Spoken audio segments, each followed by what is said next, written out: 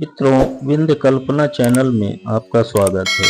गीता समस्त शास्त्र का हृदय माना जाता है, जिसमें श्री कृष्ण ने अपने मुखार विंद से अर्जुन को बड़ा ही सुंदर उपदेश किया है।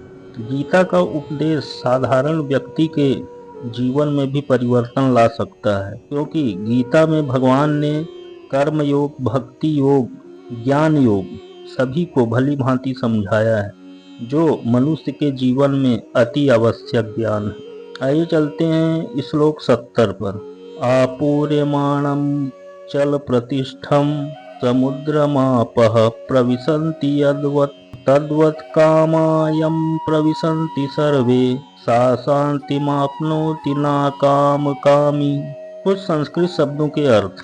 आपूर्यमाणम यानी नित्य परिपूर्ण, अचल प्रतिष्ठम यानी दृढ़ता पूर्वक स्थित, समुद्रम यानी समुद्र में, आपह यानी नदियां, प्रविशंत यानी प्रवेश करती हैं, यद्वत् यानी जिस प्रकार, तद्वत् यानी उसी प्रकार, कामाह यानी इच्छाएं, प्रविशंति प्रवेश करती हैं, शांतिम यानी शांति, आपनोत यानी प्राप्त करता है, काम कामी यानी इच्छाओं को पूरा करने का इच्छुक। अर्थात जो पुरुष समुद्र में निरंतर प्रवेश करती रहने वाली नदियों के समान इच्छाओं के निरंतर प्रवाह से विचलित नहीं होता है और जो सदैव स्थिर रहता है, वही शांति प्राप्त कर सकता है।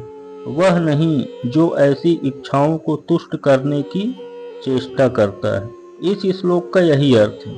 और थोड़ा समझते हैं। यद्यपि विशाल सागर में सदैव जल रहता है, किंतु वर्षा ऋतु में विशेषतया यह अधिकाधिक जल से भरता जाता है, तो भी सागर उतने पर ही स्थिर रहता है। न तो वह विक्षुब्ध होता है और न तट की सीमा का उल्लंघन करता है। यही स्थिति कृष्ण भावना भावित व्यक्ति की है। जब तक मनुष्य शरीर है, तब तक इंद्रिय तृप्ति के लिए शरीर की मांगें बनी रहेंगी, किंतु भक्त अपनी पूर्णता के कारण ऐसी इच्छाओं से विचलित नहीं होता। कृष्ण भावना भावित व्यक्ति को किसी वस्तु की आवश्यकता नहीं होती, क्योंकि भगवान उसकी सारी आवश्यकताएं पूरी करते रहते हैं। अतः वह सागर के तुल्य होता है, अपने में सदैव पूर्ण। सागर में गिरने वाली नदियों के समान इच्छाएं उसके पास आ सकती है, किंतु वह अपने कार्य में स्थिर रहता है और इंद्रिय तृप्ति की इच्छा से रंच भर भी विचलित नहीं होता।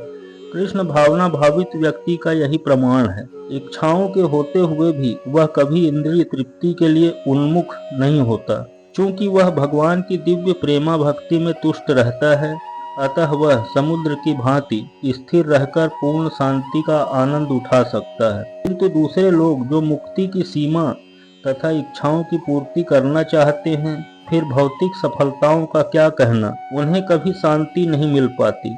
कर्मी मुमुक्ष तथा वे योगी सिद्धि के कामी हैं, ये सभी अपूर्ण इच्छाओं के कारण दुखी रहते हैं।